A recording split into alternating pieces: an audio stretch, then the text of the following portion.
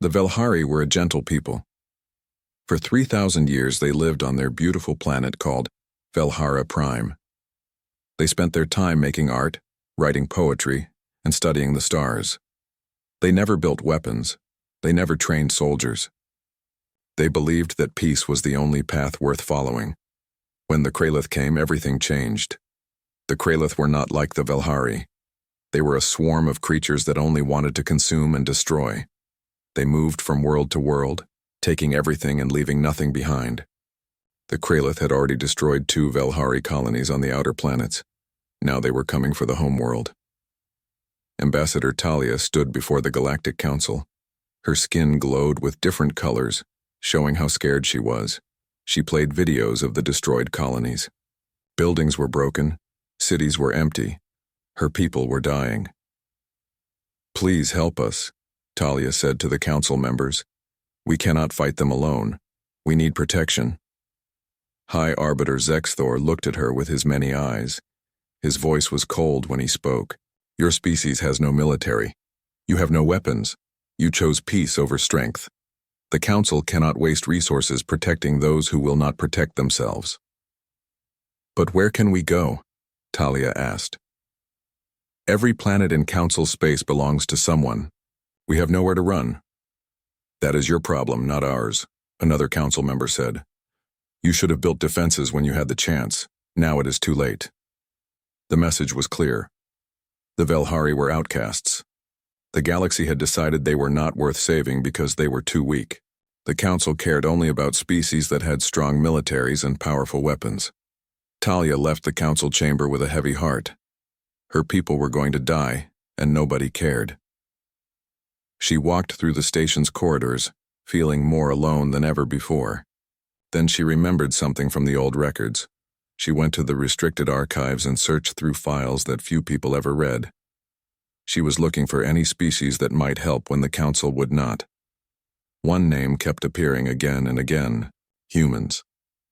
But every time the name appeared, there were warnings next to it. The humans were new to the galaxy. They had only discovered faster than light travel 200 years ago.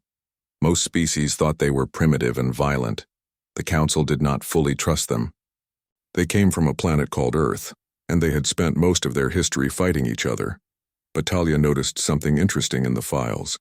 Whenever humans were involved in conflicts, they had a strange habit. They protected weak species. They defended people who could not defend themselves.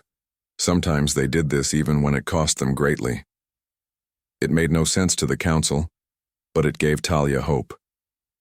She sent a message to Earth. She did not know if anyone would answer. She did not know if humans would care about a species that the rest of the galaxy had abandoned. But she had no other choice. 3 days later, Captain Jake got the message. He was on his ship called the Guardian, floating in space far from Earth. He read Talia's message 3 times.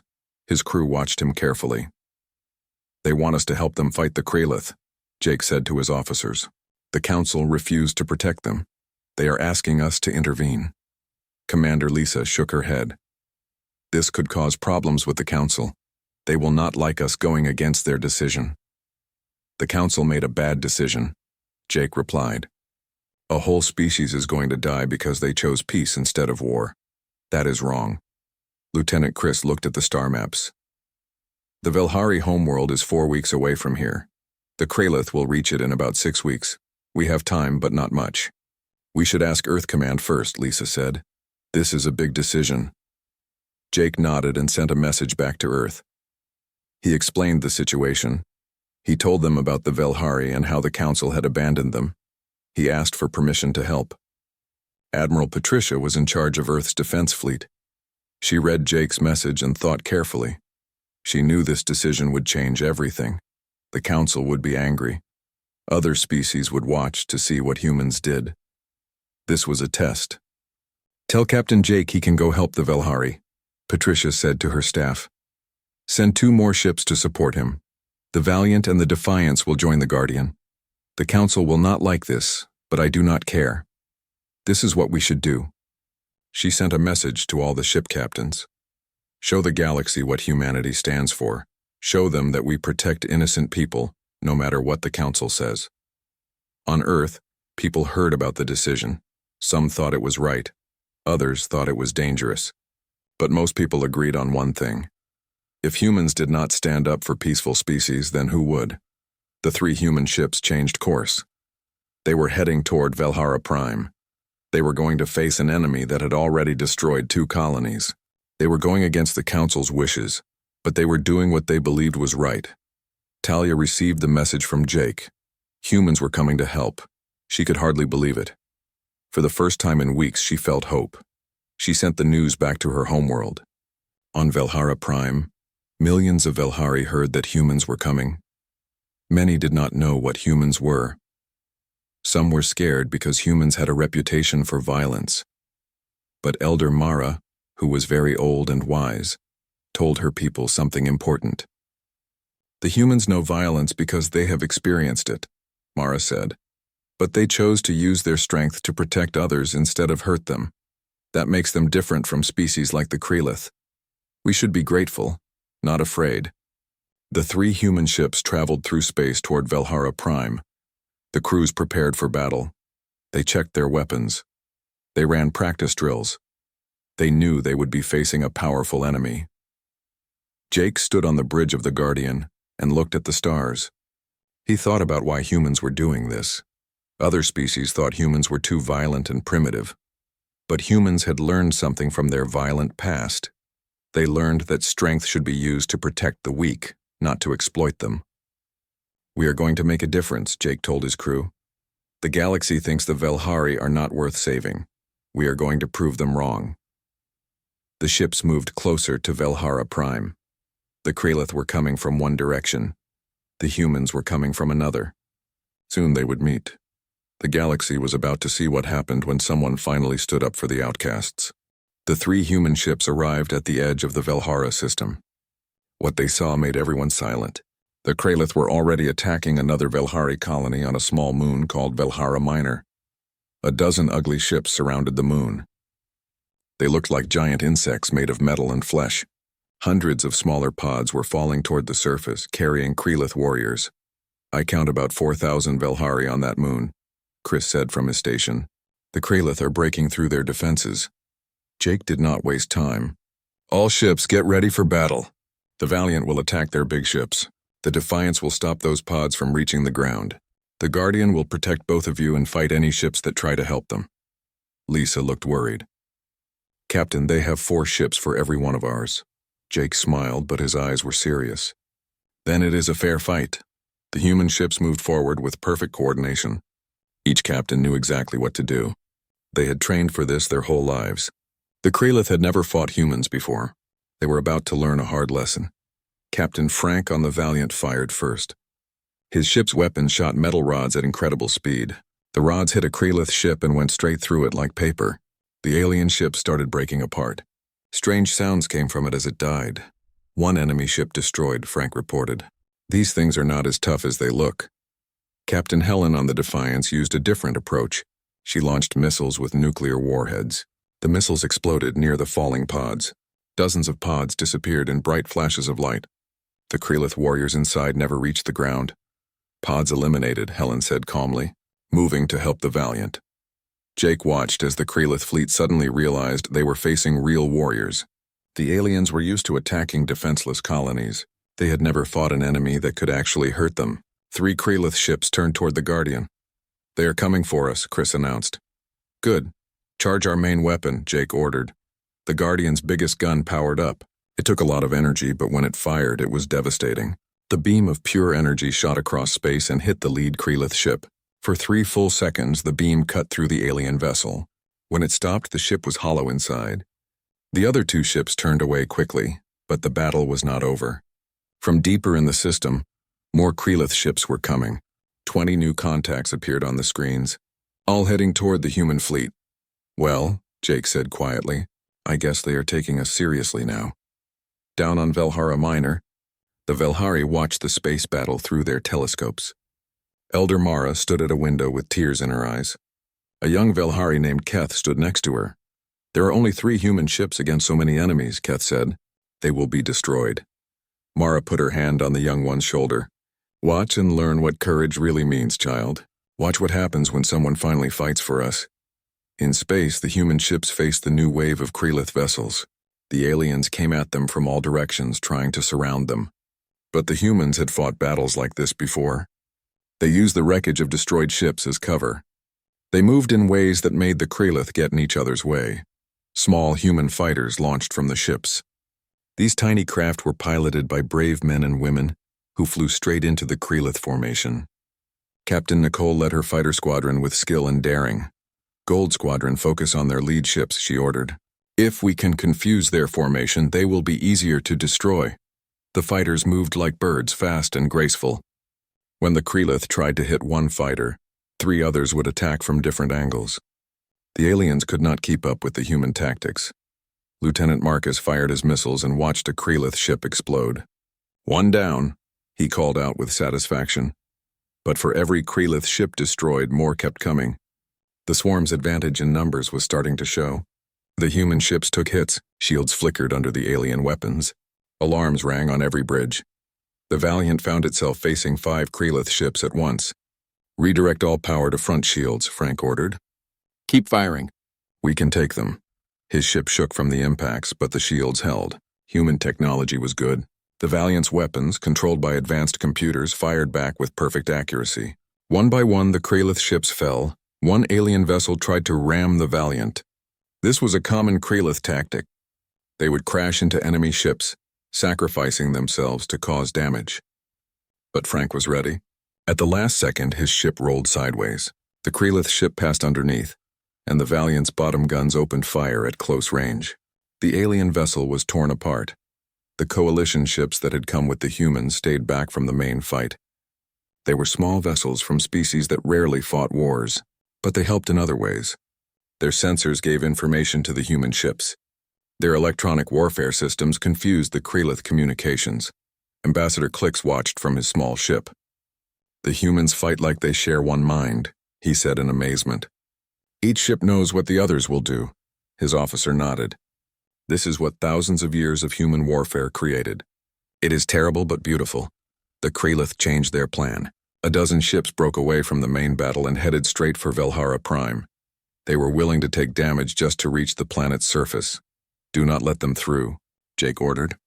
"Hell and Frank, stop those ships." The Defiance and the Valiant raced to intercept. Helen's crew worked frantically, launching missile after missile. Each one hunted the fast-moving targets. 4 Krelith ships exploded. 3 more fell to fighter attacks. But 5 ships made it through, diving into the planet's atmosphere. On the ground, Jake had already landed with a team of human Marines. He watched the enemy ships fall from the sky like meteors. "All defense teams, get ready." "Here they come." The Krelith ships did not land gently. They released hundreds of pods that crashed into the Velhari capital city. Each pod opened to reveal a dozen Krelith warriors. The creatures were built for killing. They had sharp claws, armored bodies, and no fear at all. "Remember your training," Jake told his Marines and the Velhari volunteers. "We have prepared for this. Hold your positions and support each other." The first Krelith warriors charged at the human positions. They ran with incredible speed, their mandibles clicking, ready to tear apart anything in their path. But they ran straight into a trap. Sergeant Danny commanded a group of Marines at an important intersection. He waited until the Krelith were exactly where he wanted them. Then he pushed a button. Explosives hidden in the street detonated. The blast threw alien bodies into the air. Before the survivors could recover, Danny's Marines opened fire with their rifles. The bullets hit the Krelith with deadly accuracy. "That is how we do it," Danny shouted. "Make them pay for every step." All across the city, similar battles happened. The Krelith were used to easy victories against peaceful prey. Now they faced humans who understood urban combat perfectly. Every street was a killing zone. Every building was a fortress. Every corner hid danger. Even some Velhari joined the fight. Young Keth, inspired by the human defenders, picked up a fallen Marine's rifle. When 3 Krelith warriors came at him, he stood his ground and fired. The humans arrived just in time to help him finish the fight. In orbit, the space battle reached its peak. The Krelith, having lost half their fleet, made one last desperate attack. Every remaining ship charged the human line at the same time. They abandoned all tactics and just tried to overwhelm through pure force. "Hold the line," Jake ordered from the Guardian. "Give them everything we have." For one terrible hour, the fighting was chaos. Ships exploded. Beams of energy crossed space. The vacuum filled with debris. 3 human ships took serious damage and had to fall back. But the line held. Finally, the Krelith broke. The surviving ships, less than 20 now, turned and fled. They jumped to faster than light speed and disappeared. The swarm had been defeated. On the Guardian's bridge, exhausted officers cheered. Jake allowed himself a small smile before making an announcement. "Excellent work, everyone.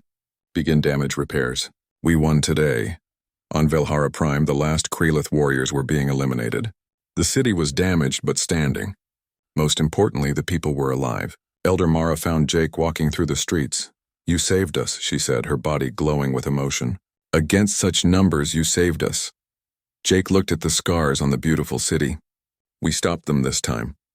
But they will come back. We need to use this time to teach your people how to defend themselves."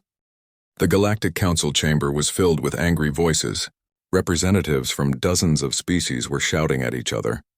Ambassador Victoria stood calmly at the human platform while aliens threw accusations at her. "The humans had no right to interfere at Velhara," Ambassador Threx shouted. His forearms waved in anger. "They violated council rules. They went into space that was not their business."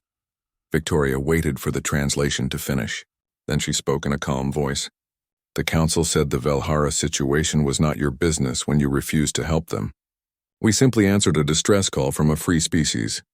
This sets a dangerous example," High Arbiter Zexthor said. "If every species starts answering distress calls without council approval, we will have chaos." "With respect, High Arbiter," Victoria replied, "what we have now is not order. It is abandonment." The council watched while a whole civilization faced death. "If that is your idea of order, then maybe chaos would be better." The chamber erupted again. But Victoria noticed that not everyone was angry. Several smaller species were watching with interest. These were species that the council often ignored. Ambassador Talia sat in the visitor area with hope shining on her face. "The humans are warmongers," Ambassador Selrix hissed. "They bring violence everywhere. Their actions will only make things worse." "Actually," Victoria said, looking at her tablet, "since our ships arrived at Velhara Prime 3 weeks ago, Krelith attacks in that sector have dropped by 70%. It seems they prefer easier targets. Our presence brought stability, not chaos." "A temporary situation," Threx insisted. "The Krelith will return with more ships. The humans have only delayed the end." "Perhaps," Victoria agreed. "But that delay let us evacuate 4 million Velhari civilians from dangerous colonies to safer places. It gave them time to organize and prepare. Is that not worth something?" Back at Velhara Prime, Captain Jake walked through the capital city with Elder Mara. The city was beautiful. Buildings seemed to grow from the ground itself. Their walls glowed with soft light that changed colors like a slow rainbow. "Your world is beautiful," Jake said honestly. "It is all we know how to create," Mara replied. "Beauty, art, philosophy. We spent 3,000 years perfecting these things while other species built weapons. The council thinks this makes us failures. The council is wrong." Jake stopped at a large sculpture in a plaza. It showed how all life was connected. "This is what is worth protecting. This is what gives meaning to all those weapons we build." Mara's skin flickered with deep emotion. "Captain Jake, I must ask you something. Why?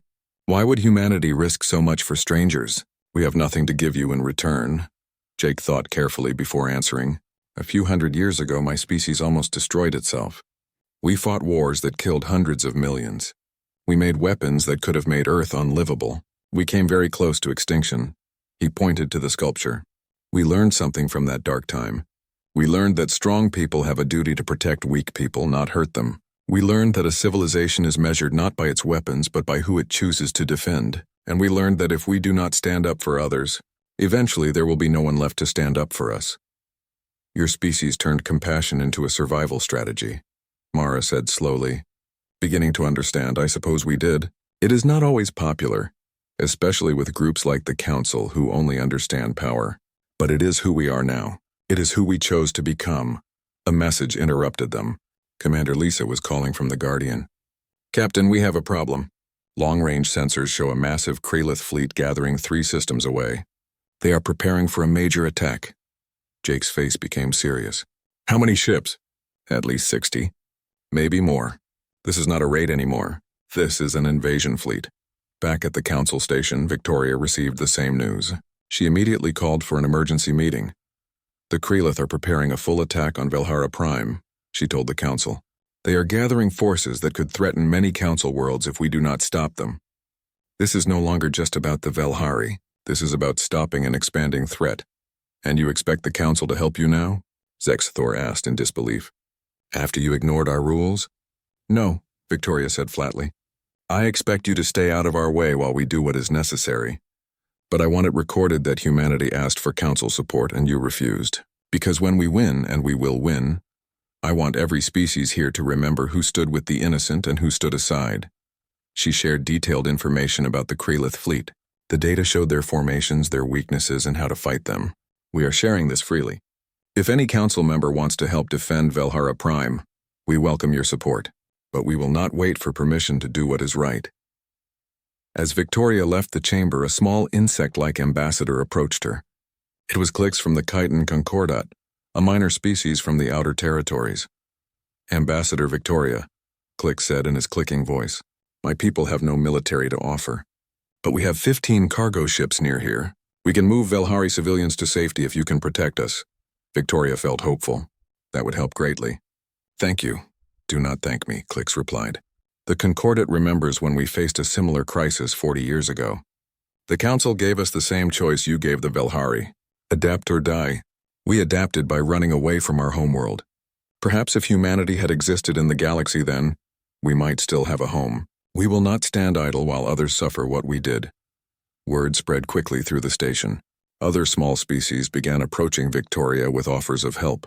Ships, supplies, information, medical aid. None of them had strong militaries, but they had resources. More importantly, they had the will to help. By the end of the day, Victoria had organized a coalition of 12 species. All of them were considered unimportant by the Council's major powers. Together, they would support humanity's defense of Velhara Prime. On Earth, Admiral Patricia spoke to her fleet commanders. The Krelith are coming in force. Our 3 ships at Velhara will not be enough. I am sending the 2nd Defense Fleet. 12 ships, including the carriers Yorktown and Midway. We are also putting reserves on alert. One young officer raised a concern. Admiral, if we send that many forces to Velhara, Earth's outer colonies will have minimal protection. I know, Patricia said seriously. But this is bigger than tactics. The galaxy is watching. If we back down now, every peaceful species will know they are alone. But if we stand firm, if we show that humanity keeps its promises no matter the cost, we change everything. She looked at each officer. We have spent 200 years trying to prove to the Council that we are civilized, that we are more than the violent primitives they think we are. Now we can show them something they never understood. True civilization is not about avoiding conflict. It is about choosing what you are willing to fight for. The orders went out. Across human space, warships began heading for one place, Velhara Prime. They were going to a battle against terrible odds to defend a species they barely knew. The Krelith were coming with 60 ships. The humans were preparing 15 warships and support vessels from their new coalition. The odds were bad, but the humans had faced bad odds before. On Velhara Prime, the Velhari watched their skies and waited. They knew the battle was coming. They knew it would be terrible. But for the first time in their history, they were not facing it alone. Elder Mara stood in the city square with thousands of other Velhari. Our ancestors chose the path of peace, she told them. They believed it was the only right path. Perhaps they were correct. Perhaps they were wrong. But today we learn that peace is worth fighting for, and we learn that we are not alone in this belief. The human fleet was coming. The Krelith swarm was coming. Soon the galaxy would see the biggest battle in this sector's history, and at the center of it all were the Velhari, the species that had been outcast as helpless. But they were not helpless anymore. They had allies now. They had protectors who believed they were worth defending, and that made all the difference. The Krelith fleet appeared like a nightmare made real. 63 alien ships dropped out of faster-than-light travel at the edge of the Velhara system. Each ship looked like a huge insect made of metal and flesh. Their hulls crawled with thousands of warrior drones ready to attack. The swarm had come to destroy the Velhari forever, and to teach the humans a lesson. Admiral Patricia stood on the bridge of her flagship, the Constellation. She watched the tactical screen light up with enemy contacts. Around her, the 2nd Defense Fleet held position around Velhara Prime. 12 Earth warships, including 2 carriers already launching fighters, plus support ships from the coalition of small species who had joined the cause. The Kralith fleet is holding position at the system edge, Commander Nathan reported. They seem surprised we are here in force. Patricia smiled grimly. They expected 3 ships and an easy fight. Instead, they find 15 human warships and coalition support. Let them think about that. On the planet below, the Velhari watched their skies with fear and hope mixed together. In city squares and viewing domes, millions gathered to watch what would decide their species' fate. Elder Mara stood with Captain Jake, who had left his ship to help organize ground defenses. Will your ships be enough? Mara asked quietly. Honestly, I do not know, Jake admitted. But we are about to find out what happens when an unstoppable swarm meets people who refuse to move. The Kralith made their move. The fleet split into 3 attack groups. Each group was designed to overwhelm a different part of the human defense. Their plan was simple. Use more ships to force gaps in the defense, then pour through to the planet below. Here they come, Patricia announced. All ships, you may fire freely. Fighters, engage. Show them what we are made of. The battle began with hundreds of human fighters. These small, fast ships were piloted by men and women who had trained their whole lives for this. Captain Nicole led her squadron from the carrier Yorktown straight into the Kralith formation. Gold Squadron, target their lead ships, she ordered. Her fighter dodged incoming fire with practiced skill. If we can break their coordination, they will be easier to destroy. The fighters used tactics that big ships could not. They made the Kralith ships run into each other.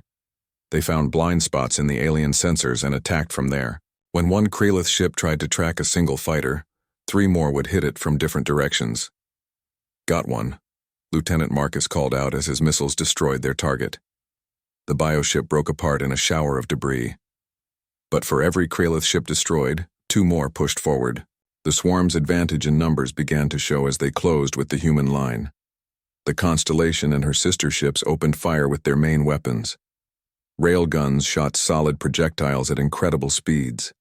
Each impact released energy like a nuclear explosion. Energy beams carved through alien armor. Missiles filled space with explosions that lit up the entire system. Captain Frank on the Valiant faced 5 Kralith ships at once.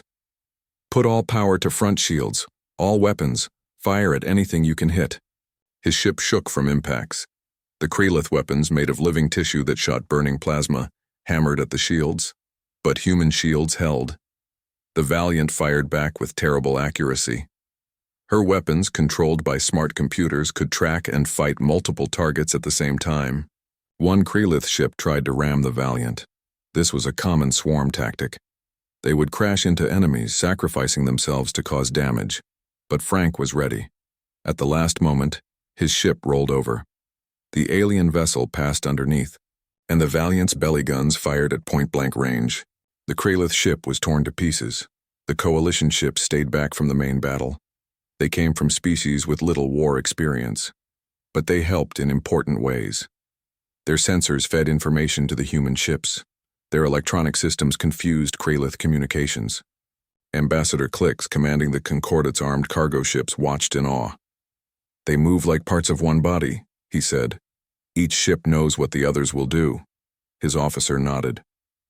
This is what thousands of years of human war created. It is terrible, but also beautiful.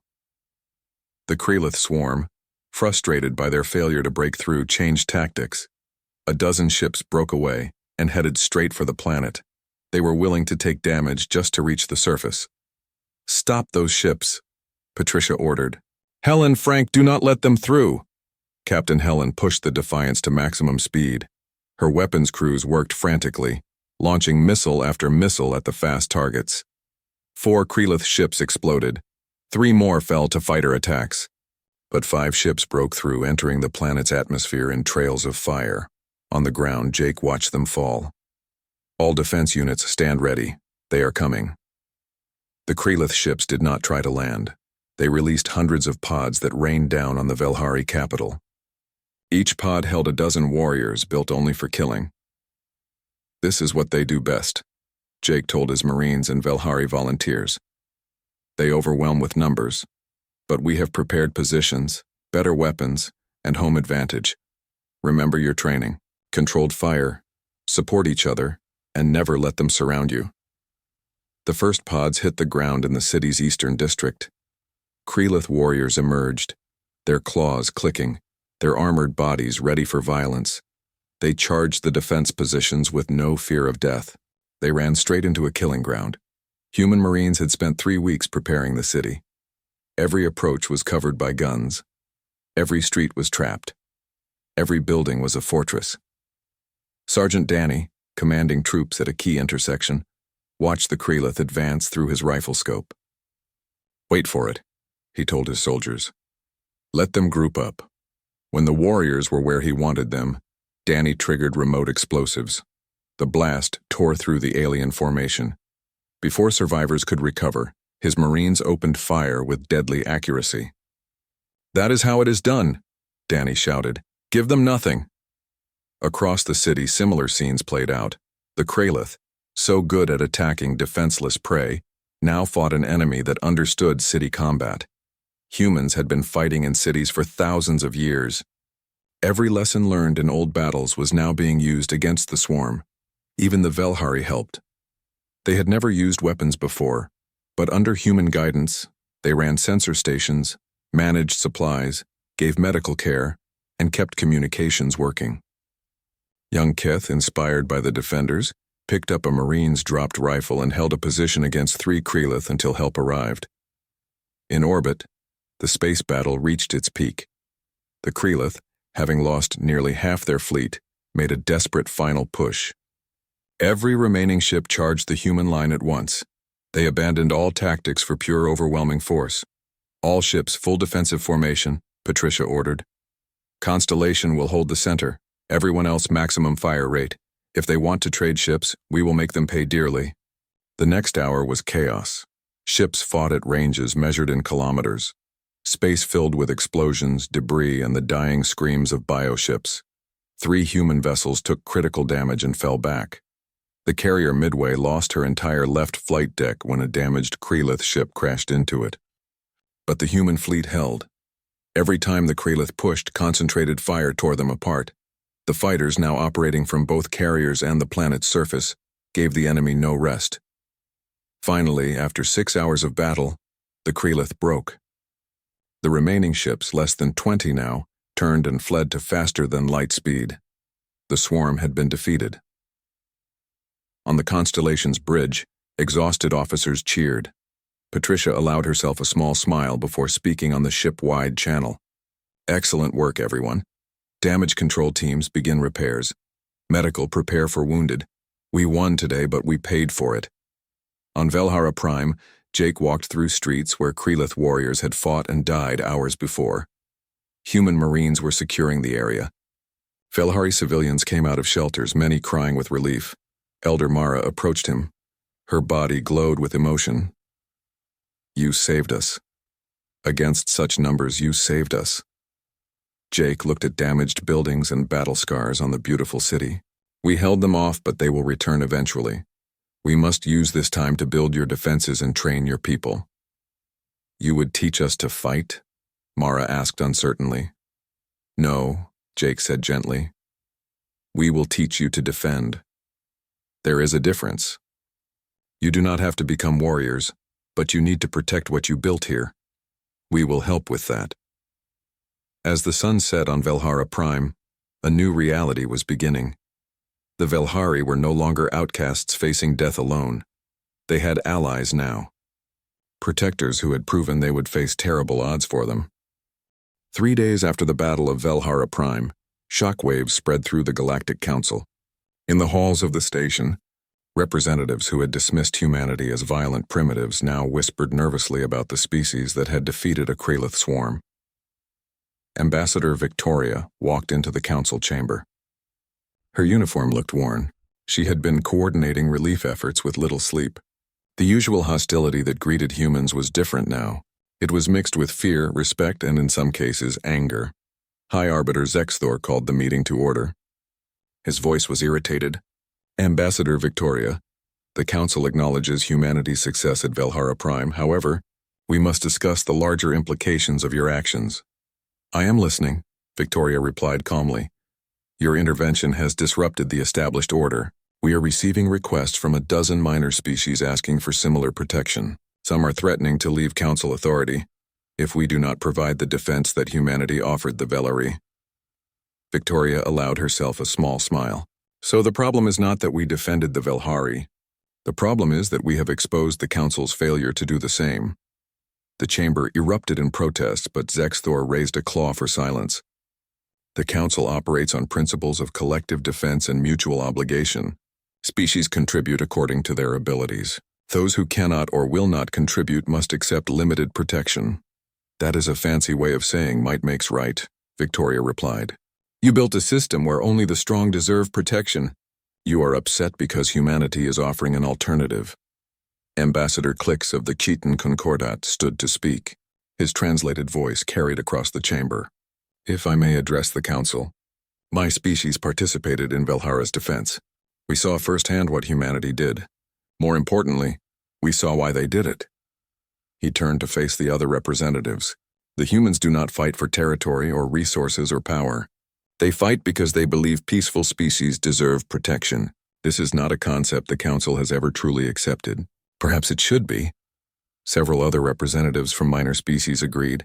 Ambassador Threx of the Corthan hegemony stood angrily. This is ridiculous.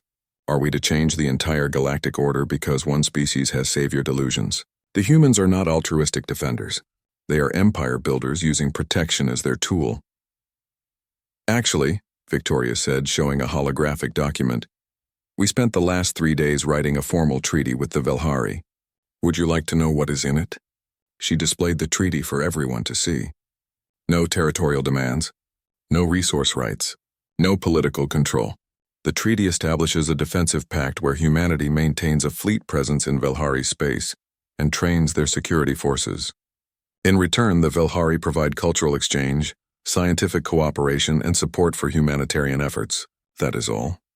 You are protecting them for nothing. Selrix of the Vaxen Collective asked in disbelief. We are protecting them because it is right, Victoria replied.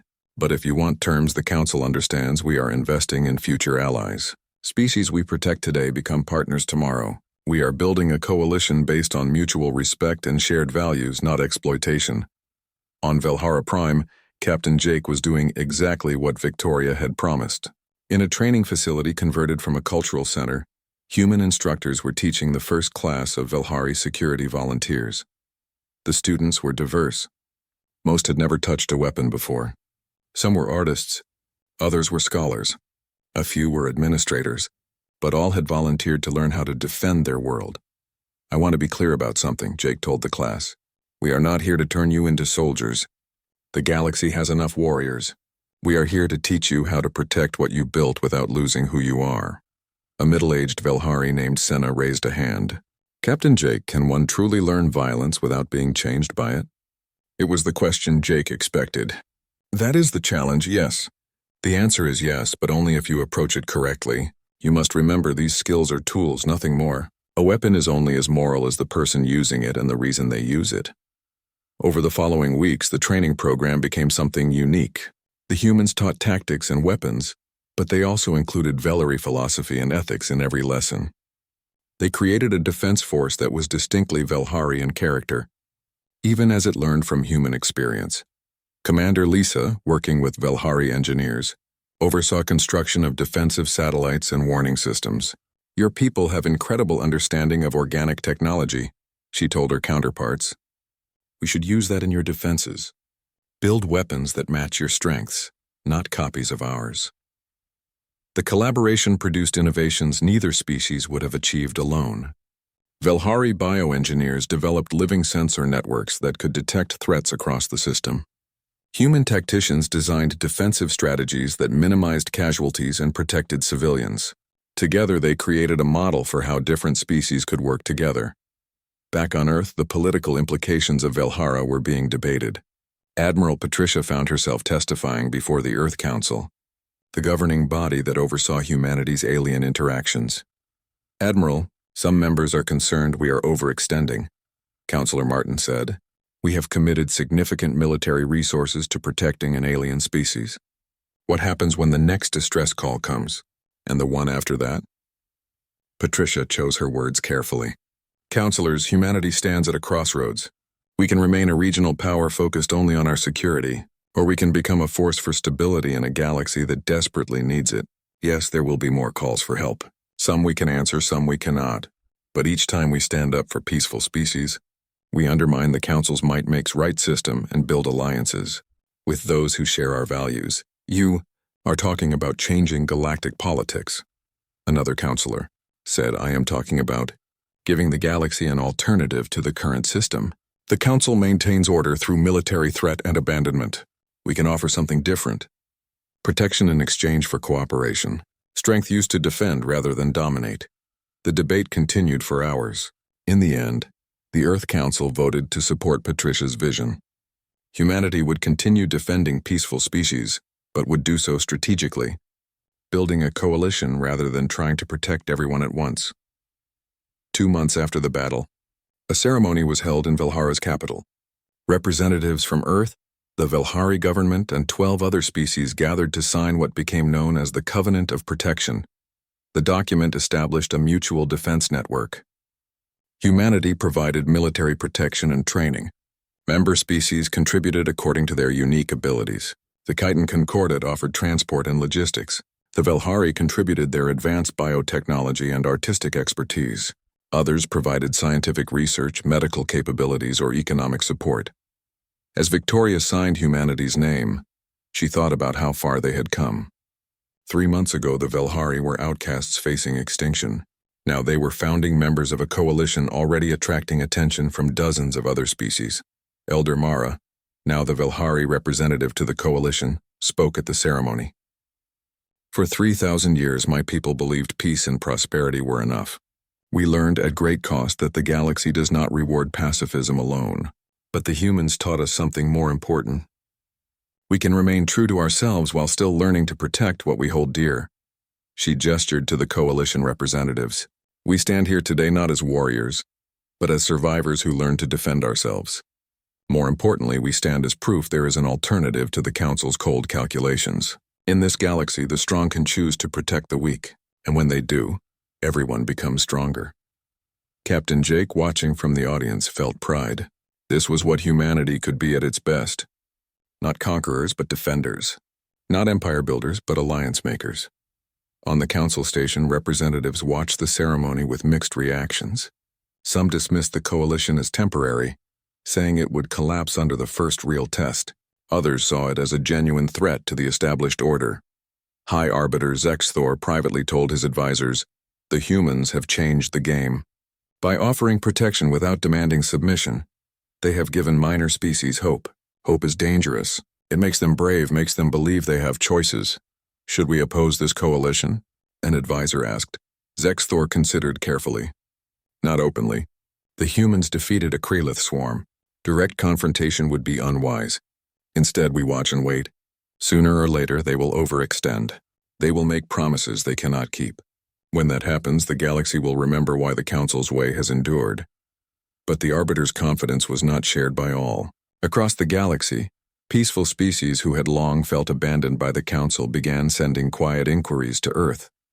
Could humanity extend its protection to them? Would the coalition accept new members?